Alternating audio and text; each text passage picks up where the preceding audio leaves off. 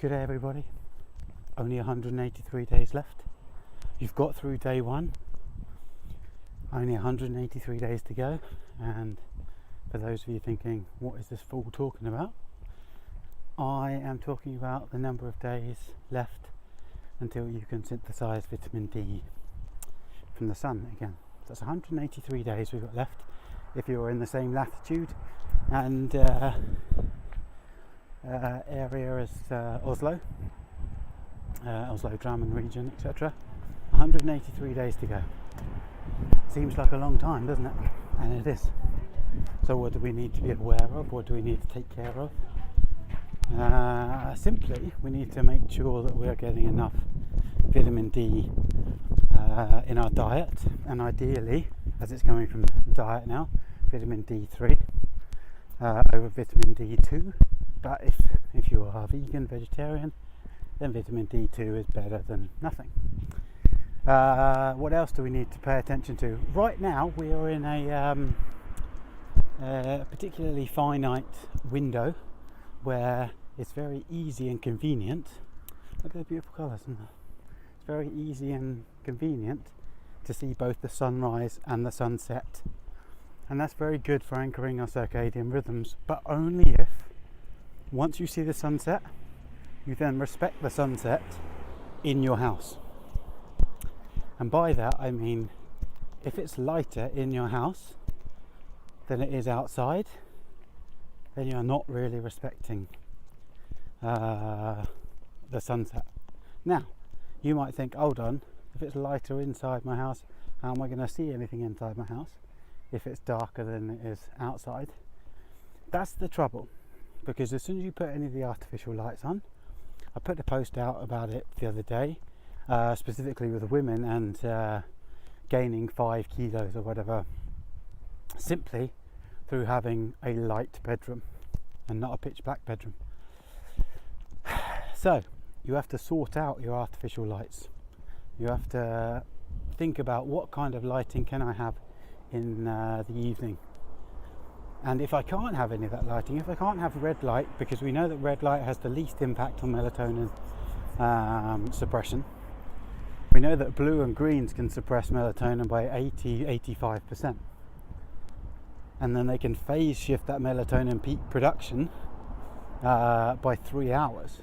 So you could fall asleep, but your melatonin levels aren't as high as they could be for another 3 hours. So you might fall asleep at 11:30 or midnight, because that's when you could fall asleep because you have bright artificial lights on, but at 3 o'clock in the morning, that's when your peak melatonin happens rather than midnight.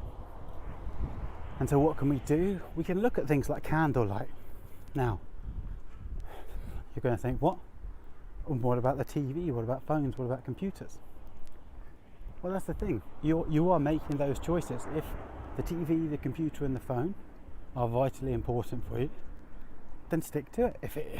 But that's the choice you make. Now, can we do anything beneficial about that? Of course you can. If you want to use those things still, then you can invest in blue light blockers, blue light blocking glasses. You can use programs like Iris and Flux for your computer. Both of those will minimize the amount of blue light and turn it to a kind of red backlit screen, which will again minimize the suppression of melatonin, but doesn't really do that much for flicker. I know Iris does a little bit, but as of yet I don't know anything that works on the TV like that, other than wearing blue light blocking glasses. Now, Norway is anything where you go far enough up in the northern latitudes, you will find that blue light blocking glasses are pretty much an absolute necessity if you really care about your circadian rhythm. Simply because in the summer you wear them in the evening because it's bright outside. So in order to get good quality sleep in the summer, you have to hack your environment because it's bright outside. So you wear your blue light blocking glasses, which then trick your body into thinking it's nighttime, or it's getting toward nighttime and it's time to fall asleep. And so we get good quality sleep in the summer. But of course we can't do anything about the temperature, but that's for a different subject. But then come winter time, it gets dark very early, so what do people do? They put on artificial lights. And what signal does that send to the body? That it is midday all day. And then you wonder why you can't fall asleep. Then you wonder why you feel fatigued. Because you're not, because your melatonin levels are suppressed. And so you're not getting the same kind of quality sleep. You're not getting the mitochondrial kind of rejuvenation and recovery that the melatonin gives you overnight, because your melatonin levels are suppressed. Therefore, they don't have as much time to get inside to the mitochondria and help fix it all. So you wake up the next day and you're working on yesterday's mitochondria, which are not functioning as well. So you think about it, like, instead of every night you have the ability to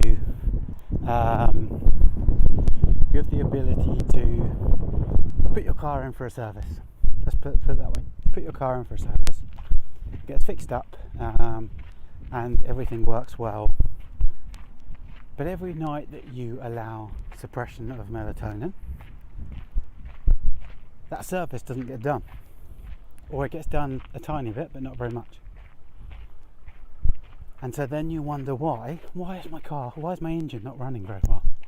Why have I not got very much energy? Because you haven't put your body in for a service. Even though you've fallen asleep, your sleep is not as good as it could be, and therefore the service wasn't as good as it could be. And that's why blue light blocking glasses, whether it's summer or winter here in Norway, are an absolute essential for healthy living over here, healthy circadian rhythm. I mean, there's a reason why I wake up at, as I say, on my own. Like, there's no alarm. I wake up at, it's getting darker now, but still I'll wake up at like 6:30ish. Between 6:15 and 6:35 usually, every day. And I wake up and I wake up and I'm up, I'm ready to go.